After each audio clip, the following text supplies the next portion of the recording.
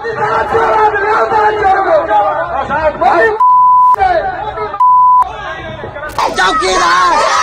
चौकीदार ये बद्दा गड़वा है। ये गालियां पड़ती रहनी चाहिए। जितना अमर्यादित आचरण, जितनी नीच भाषा, जितना अधर्म हो उतना अच्छा। सबको खुलकर आना चाहिए। सभी लोकतंत्र के नीचे रहते हैं। फिर यह लोकतंत्र ही तय करे कि उन सब का स्थान कहाँ हो। अगर एक देश, एक समाज और सभ्यता के रूप में हम इतनी स्पष्ट विभाजन रेखा को न देख सके और अधर्मियों गुंडों को पराजित न कर सके तो हमारा सारा प्रलाप व्यर्थ है। हमें मान लेना चाहिए कि हम एक चेतना और अंततः मनुष्य के रूप में मर चुके हैं। अब हमारे पास कुछ न रहा। हम न कुछ देख सकते हैं, न गतावलोकन कर सकते हैं, न विचार सकते हैं। भविष्य का भय तो बहुत दूर की कौड़ी है। इस समय हम चलते फिरते श्वान हैं। हमारी बुद्धि भ्रष्ट हो चुकी है। अब विलाप का कोई अर्थ नहीं। चुनाव ही अंतिम विकल्प है। यह त्रेता युग नहीं कि अयोध्या के वनवासी राम किष्किंधा में वाली को दंडित करें, लंका जाकर रावण को मारें। अब राम रूपी चेतना का वाहक जन गण है। वह सोचे कि उसे कौन प्रिय है, कौन उसका भला कर सकता है, किसकी छत्र छाया में वह इस महान सभ्यता को जीवंत रख सकता है। यह पागलपन अब चरम पर है। भांति भांति के नाटक खेले जा रहे हैं, भांति भांति के पात्र हैं, भांति भांति के उनके हथियार।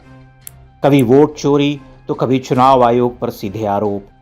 हर लोकतांत्रिक संस्था, हर लोकतांत्रिक सिद्धांत की हत्या, उसकी अवमानना के बाद लोकतांत्रिक परंपरा की दुहाई देते ये राजपुत्र भारतीय राजनीति के नए खेवैया बने हैं।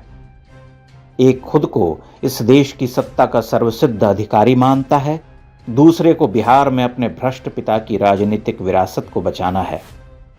दोनों अपने अस्तित्व की लड़ाई लड़ रहे, दोनों ने लगाम छोड़ रखी है, दोनों बेधड़क हैं, दोनों बहुत आक्रामक।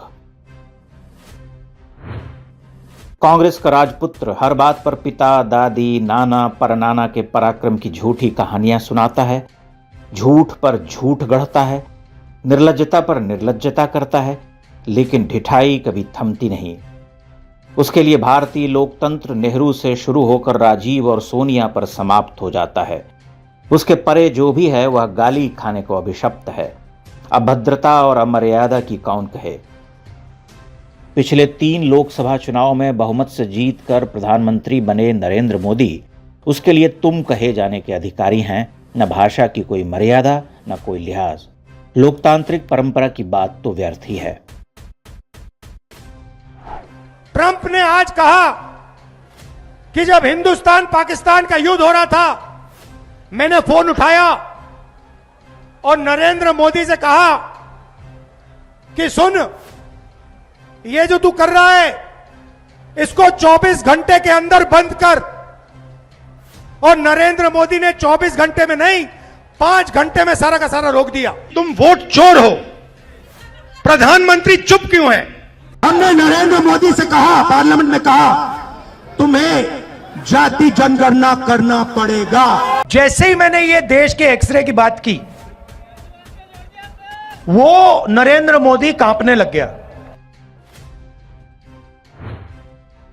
लोकतंत्र में स्वस्थ विपक्ष का होना अच्छा माना जाता है। ऐसा विपक्ष जो सरकार की अच्छी बुरी नीतियों, उसके अच्छे बुरे कार्यों की प्रशंसा कर सके, आलोचना से उसके पांव कपा सके, उससे कुछ ज्वलंत और महत्वपूर्ण प्रश्न पूछ सके। लेकिन यह तो ऐसा विपक्ष है जो दुर्योधन और दुशासन की भाषा बोलता है।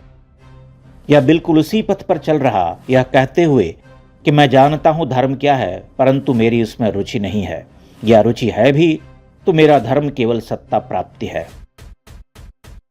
आश्चर्य यह भी है कि भारतीय लोकतंत्र का चौथा स्तंभ और उस स्तंभ के बड़े बड़े स्तंभकार चुप हैं।